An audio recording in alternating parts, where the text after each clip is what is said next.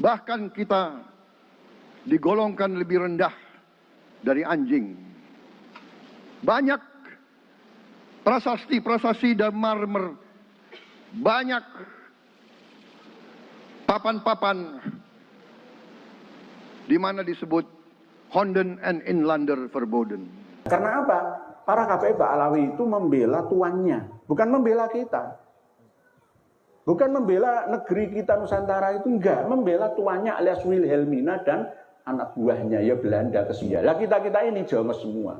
Itu kelas rendah jenengan itu. Inlander, Verboden, Verhonden, and Inlander. Ya bisa menikmati fasilitas hidup itu hanya mereka. Pribumi anjing semua. Dianggapnya kayak gitu. Berarti jenengan pulau-pulau ini dianggap anjing. Jadi kalau ada ceramah para kabib, ya anjing, ya babi. Ya memang itu doktrin Belanda. Assalamualaikum warahmatullahi wabarakatuh. Prabowo tegas beri peringatan ke kaum Bali. Kaum Bali sampai ketar-ketir mendengar peringatan dari Prabowo. Mari kita simak ceramahnya. Tapi kita punya prinsip. Prinsip kita adalah prinsip anti penjajahan. Karena kita pernah mengalami penjajahan. Kita anti penindasan. Karena kita pernah ditindas. Kita anti rasialisme. Kita anti apartheid. Karena kita pernah mengalami apartheid. Waktu kita dijajah, kita bahkan kita digolongkan lebih rendah dari anjing. Betul. Banyak prasasti-prasasti dan marmer, banyak papan-papan di mana disebut Honden and Inlander Verboden. Betul. Saya masih lihat prasasti di kolam renang Manggarai tahun 78. Honden and Inlander Verboden, saudara-saudara. Karena itu kita punya prinsip, kita harus solider, kita harus membela rakyat-rakyat yang tertindas di dunia ini. Betul. Kalau bisa kembalikan ke asal perjuangan para wali dulu dengan gibaan, berzanjenan, syarofil anaman, azaban, nazoman. Kan ada 5 ini. Saya akan tibain, kan sudah 5 kan cukup. Nggak perlu ditambah-tambahin untuk biru. Nah, di antara pengarang Cintud Duror yang kami bahas beberapa hari yang lalu, itu pernah mengakui Kanjeng Nabi saja itu berburu nahi kepadanya. Berdasarkan mimpinya Habib Abdurrahman bin Ubaidillah As-Sihah. Padahal ketika kami teliti di dalam kitab aslinya nggak sesuai. Nah ini kan kebohongan. Jika ada ulama sering berbohong lebih dari 3 kali, itu nggak bisa dijadikan sebagai panutan lagi. Mohon maaf ya, ulama loh, itu kan berfatwa loh ya. Bahaya. Ibarat kalau perawi hadis itu sudah tidur, seling lupa, nggak dobit ya ingatannya, terus bohong, berbohong atas nama kambingnya, membohongi kambing saja itu loh, gugur riwayatnya, nggak sokeh lagi riwayatnya.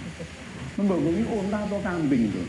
Enggak, gini makan, ternyata gak dikasih makan, malah digebyur banyu. Itu ngapusi kewan, itu yang orang sah riwayatnya. Apa meneh suka menipu. Kenapa saya sering dihujat oleh kiai-kiai yang mengamalkan kitab Bughyatul Mustarsyidin? Bukan kitab yang benar-benar fenomenal ya, dijadikan rujukan pesantren tradisional. Bahkan sekelas Basul Masail LBMNU menggunakan rujukan atau referensi kitab Bughyatul Mustarsyidin itu. Kami bongkar ada ketidakjujuran pengarangnya ketika mengarang kitab Syamsul Dhohiro. Di dalam kitab Syamsul Dhohiro mencantumkan nama tokoh leluhurnya yang bernama Ali Khalid Hisam. Yang wafatnya itu katanya menurut kitab Tabaqatul Khawas Ahli Sidqi wal Ikhlas disebutkan oleh Syekh Ahmad bin Abdul Latif Asy-Syirki Az-Zabidi, tahun wafatnya Ali Khalid Pisan itu 620 lebih. Padahal saya teliti manuskripnya tidak, 720 lebih. Korupsi 100 tahun. Ayo, umur di korupsi 100 tahun. Nah ini berarti kan mulai mau mengotak-atik sejarah. Nah kalau kita nggak punya data pembantah, yo mesti yo menengah kalah mesti yo nggak beli kitab itu. Coba jenengan saya tonton. Di mana di sini ada yang memiliki manuskrip As-Suluk itu Tabaqatul Ulama wal Muluk versi manuskrip Paris Prancis. Ini kan menengah kan nggak ada yang bisa nggak beli kitab itu. Iya bantai. Ulama-ulama kita dulu itu diam itu karena nggak punya datanya. Mohon maaf karena kitab-kitab yang kita punya itu dulu tidak bisa diakses.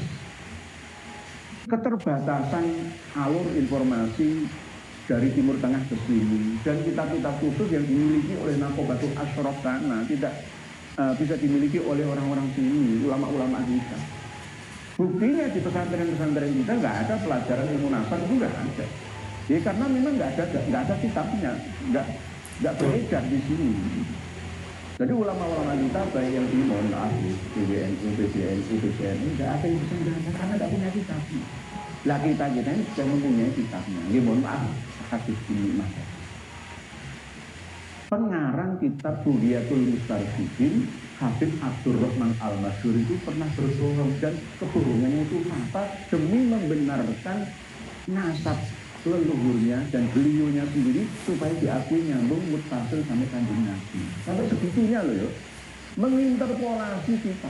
Oleh sebab itu saya curiga kalau ada kitab baik itu fikih, tauhid, tasawuf apapun yang dikarang oleh Mbak Alawi itu saya nggak langsung telan mentah itu enggak.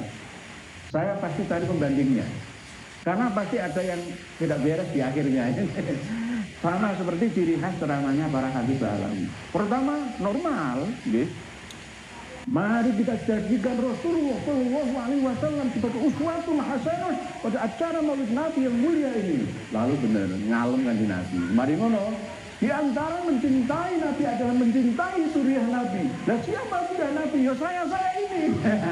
Akhirnya dan berapa? Kalau jenengan tidak mencintai saya, berarti sama dengan tidak mencintai Nabi, menyakiti hati Nabi berarti menyakiti hati Allah.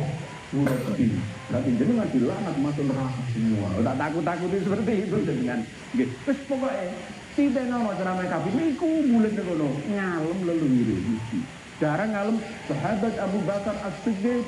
Jarang sih. Kama qala Habib Abdullah Al-Haddad.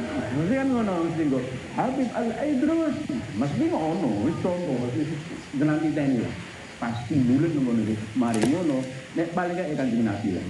Lalu diarahkan akhirnya mendoktrin saya itu sampai gak iso ndelok Kanjeng Nabi wajah Kanjeng Nabi gak iso aku lu putune Kanjeng Nabi lihatlah wajah akhirnya begitu dengan terhipnotis hanya berdasarkan sugesti keyakinan mantep tidak menggunakan akal sehat akhirnya dalam pengaruh tentang mereka.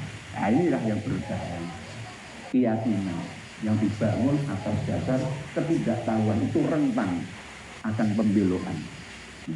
Sebab itu semua harus atas dasar ilmiah. Penelitian dari Nabi Sulaiman itu sudah sesuai dengan kaidah ilmiah. Jangan salahkan beliau ketika membatalkan nasabah Alawi. Kitab-kitab sendiri yang membatalkan Alawi. Gitu. Saya sering menyampaikan 5 kitab ini cari wahai para kiai, ulama-ulama di Lampung Timur ini. Cari PR bersama MUI. Kitab Tabaqat Fuqaha'il Yaman, kitab As-Suluk fi Tabaqatul Ulama wal Muluk, kitab Tuhfatul Zaman fi Tarikh Sadatil Yaman, kitab Tabaqatul Khawas Al-Sidqi wal Ikhlas. Yang kelima, kitab Tabaqat Sulaha'il Yaman. Ini kitab abad 5, 6, 7, 8, 9 sampai 10 Hijriah. Apakah di dalam kitab ini mengakui mengisbat nasabah Alawi? Padahal ini kitab internal ulama terkenal di Yaman, di keseluruhan Yaman sampai Oman kalau sekarang. tapi tidak mencatat, tidak mengakui padahal leluhur asal usulnya para habib yang ada di Indonesia itu dari sana. Oh di sana aja tidak mengakui kok, di sini kok malah mengakui. Itu gimana? Minta diakui itu bagaimana? Perlu kita ketahui bersama, para hadirin hadirat semua, bahwa Habaib Ba'alawi datang ke Indonesia itu secara gelombang besar-besaran itu pada abad 19 Masehi. Setelah perang Jawa, Pangeran Diponegoro ditangkap, diungsikan ke Manado, Sulawesi Utara sana, dipindah ke Makassar, Sulawesi Selatan sana. Akhirnya pengikutnya ini diredam, para kiai-kiai pengikut rekod ini diredam dengan mendatangkan mereka sebagai tenaga kerja pertama, begitu juga sebagai mata-mata pada tahun 1850-an Masehi. Paling banter 1880 Masehi. Ya, sampai bergelombang 1900 sebelum Indonesia merdeka. Seandainya Jepang tidak datang ke Indonesia yang menggelorakan perang dunia sebagai tentara Asia Timur Raya, Indonesia tidak akan bisa merdeka. Karena apa? Para Habaib Ba'alawi itu membela tuannya, bukan membela kita. Bukan membela negeri kita Nusantara itu, enggak, membela tuannya alias Wilhelmina dan anak buahnya, ya Belanda kesemuanya. Jadi kalau Belanda terus menjajah Indonesia itu mereka diuntungkan karena dijadikan sebagai kasta kedua. Yang pertama Eropa, yang kedua Arab, Yaman, Hadrami, Cina, ya, bagian India. Lah kita ini Jawa semua. Itu kelas rendah dengan itu. Inlander, verboden, and inlander. Yang bisa menikmati fasilitas hidup itu hanya mereka. Pribumi anjing semua. Dianggapnya kayak gitu. Jadi dengan pulau-pulau ini dianggap anjing. Jadi kalau ada ceramah para habib, ya anjing, ya memang itu doktrin Belanda. Gitu loh. Doktrin Belanda itu seperti itu. Jadi mereka, para habib itu meneruskan doktrinnya Belanda untuk terus mencengkeram kita, membodohkan kita supaya negara kita nggak bisa maju. Bal-balan wae lho iso melu-melu, al-kaf ya melu-melu. Mungkin kena pengaruh bahasa nasab di Indonesia.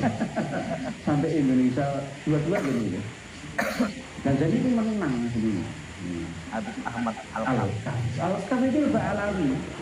Periksa kita khidmatul asmah. Ayo, 346 marga tapi tinggal 125 mengerucut 75 marga Ba'alawi semua. Al-Kaf itu Ba'alawi. Al-Habsi itu campuran, ada yang Ba'alawi, ada yang asli Arabi. Al-Habsi itu asli Ethiopia. Wong ireng-ireng kayak Rohingya itu Al-Habsi sebagian.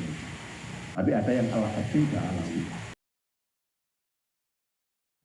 Pribumi digunakan sebagai anjing.